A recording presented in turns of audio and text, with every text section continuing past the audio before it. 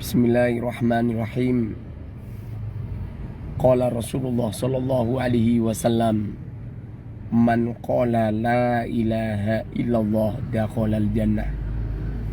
Barang siapa yang berucap la ilaha illallah dakhalal jannah. Jadi kalau ada orang mengucapkan la ilaha illallah, ini artinya dia itu udah Islam dia. Jadi syarat-syaratnya orang Islam itu mengucapkan la ilaha illallah.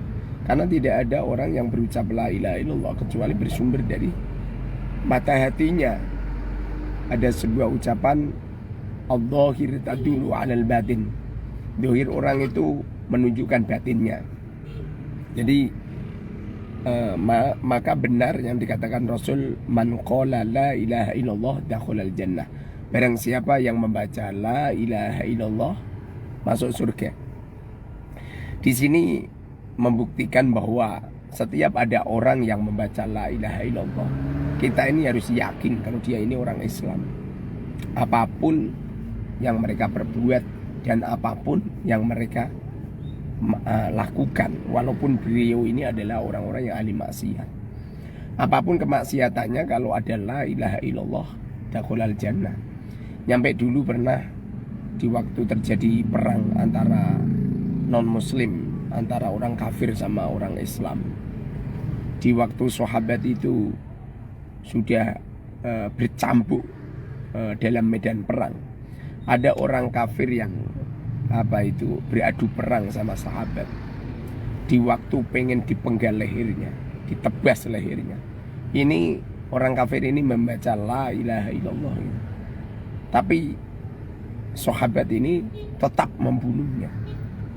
Sampai pada akhirnya dilaporkan kepada Rasulullah SAW bahwa si fulan telah membunuh orang kafir yang telah membaca la ilaha illallah.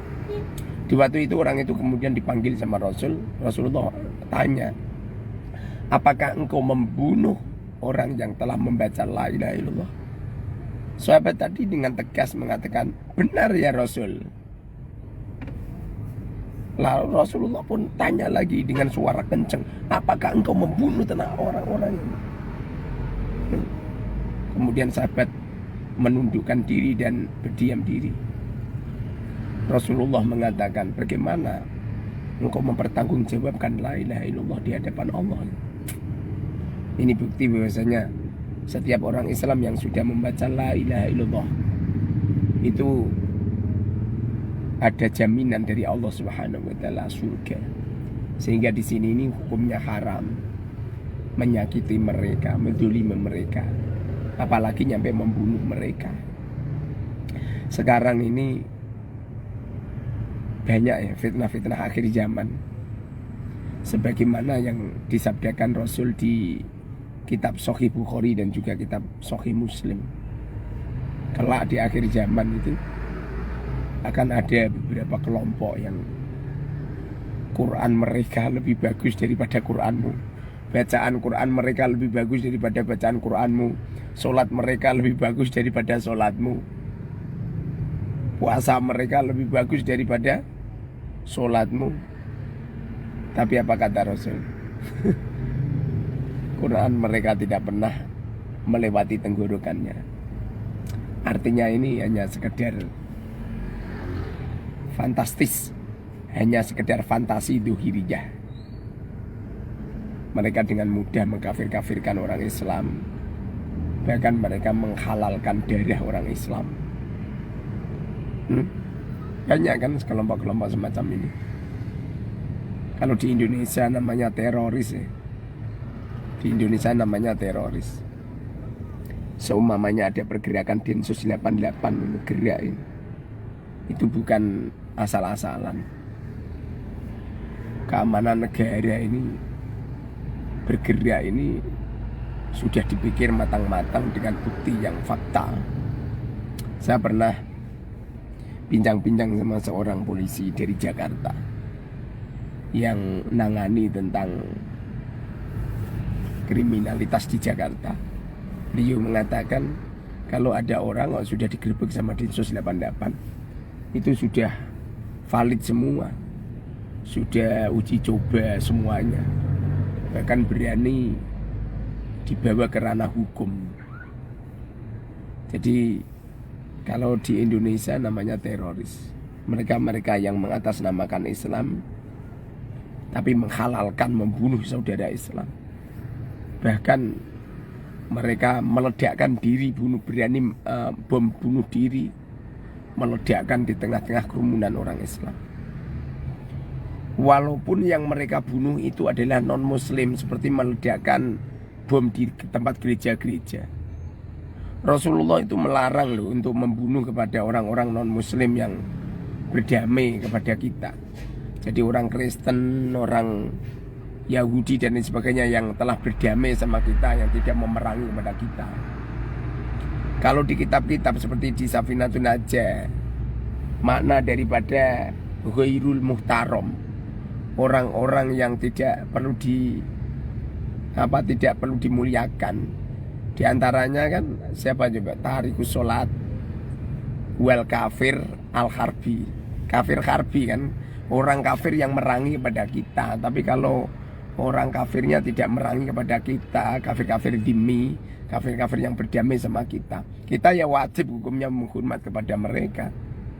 Nggak boleh terus kita terhadap non muslim kemudian seenaknya sendiri membunuh, meledakkan bom. Salah itu, salah. Apalagi mereka-mereka yang dengan mudah mengkafirkan orang-orang Islam. Di Indonesia ini naudzubillah. Saya tidak melarang adanya rumah-rumah tahfidz, enggak. Kalau memang rumah tahfidz itu benar-benar pondok pesantren yang mengajarkan Quran dengan baik, enggak masalah. Tapi kalau pondok-pondok yang memberikan pengajaran keilmuan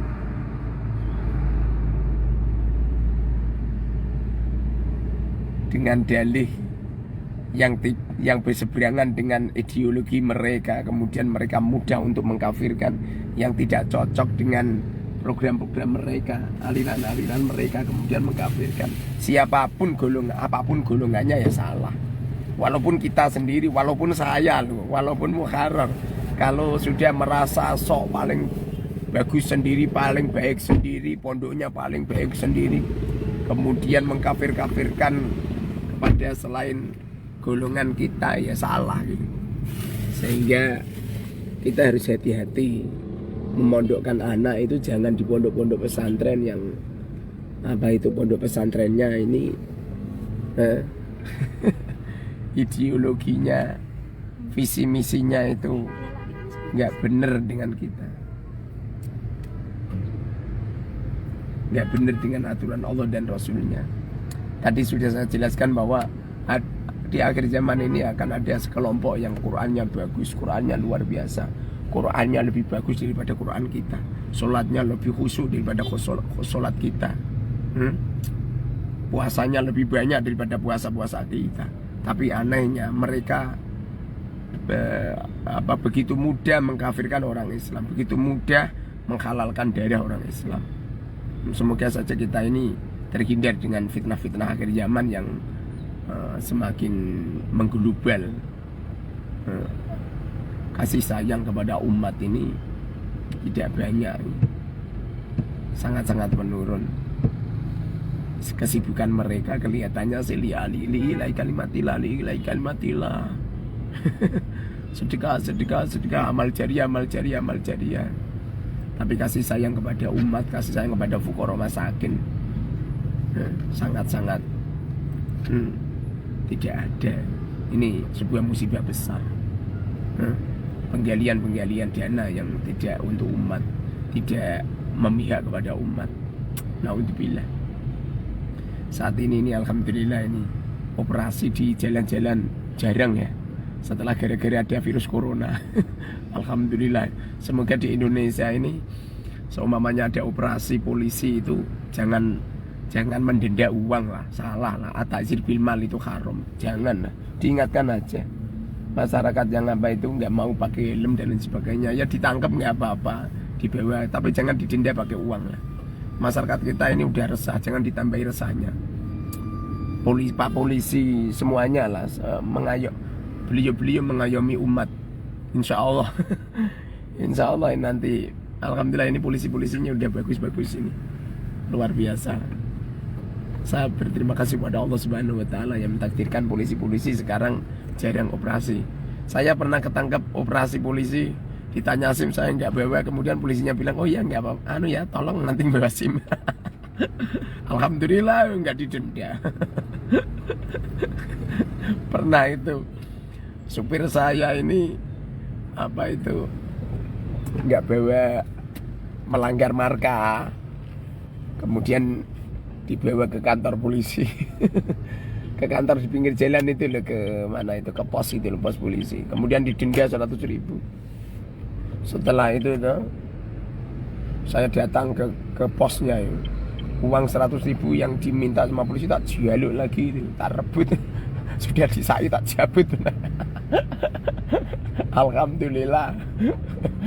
Polisi ini dilongop. Ya, jangan menajir dengan uang ya. Semoga diberkahi Allah Subhanahu wa Ta'ala. Ini baru nyetir. Semoga selamat nyampe tujuan.